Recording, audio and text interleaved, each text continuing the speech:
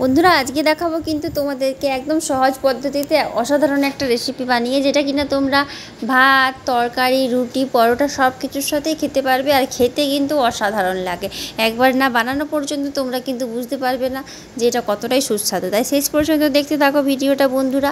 ভালো লাগলে like, comment, share, subscribe করতে একদম ভুলবে না। আর আমার ভিডিওটা বেশি বেশি করে তোমাদের বন্ধুদের সাথে শেয়ার করে দেবে, যাতে কিন্তু সবাই এটা রান্না করতে পারে। তো বন্ধুরা তোমরা কিন্তু এটা খুবই সহজ পদ্ধতিতে খুবই তাড়াতাড়ি বানিয়ে নিতে পারবে।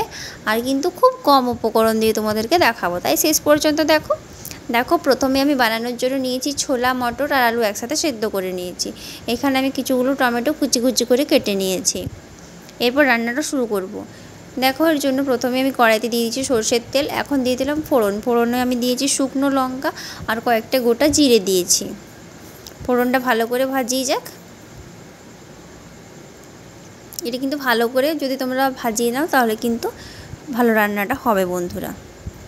ফোড়নটা ততক্ষণ হতে থাক। এরপর আমি এর মধ্যে কেটে রাখা টমেটোটা দিয়ে দিলাম। এখানে তোমাদের দেখিয়ে দিই, নুন আছে, হলুদ আছে, লঙ্কার গুঁড়ো আছে, হচ্ছে জিরের গুঁড়ো, আর আছে এখানে একটু মশলা, চানা মশলা বন্ধুরা। এখানে দেখো মটর সেদ্ধ করা আছে, ছোলা সেদ্ধ করা আছে, আর আছে সামান্য একটু আলু। এটা কিন্তু খুব ভালো করে একদম গলিয়ে সেদ্ধ করে নিতে হবে, গলানোর আগে অবস্থা অবধি। এই দেখো, এরপর মশলাটা যেটা আমি রেখেছিলাম সেটা কিন্তু এর মধ্যে দিয়ে দিলাম। এটাকে খুব ভালো করে আমি নাড়াচাড়া করে নেব। এরপর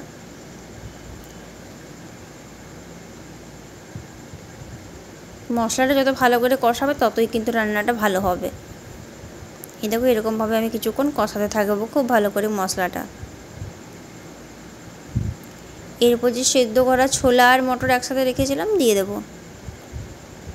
এটা এরপর ভালো করে কষিয়ে নিতে হবে মশলাটার সাথে। পুরো মশলাটার সাথে যেন এটা পুরো মশলাটার মধ্যে চলে যায়, সেই রকমভাবে কষাতে হবে কিছুক্ষণ সময় নিয়ে।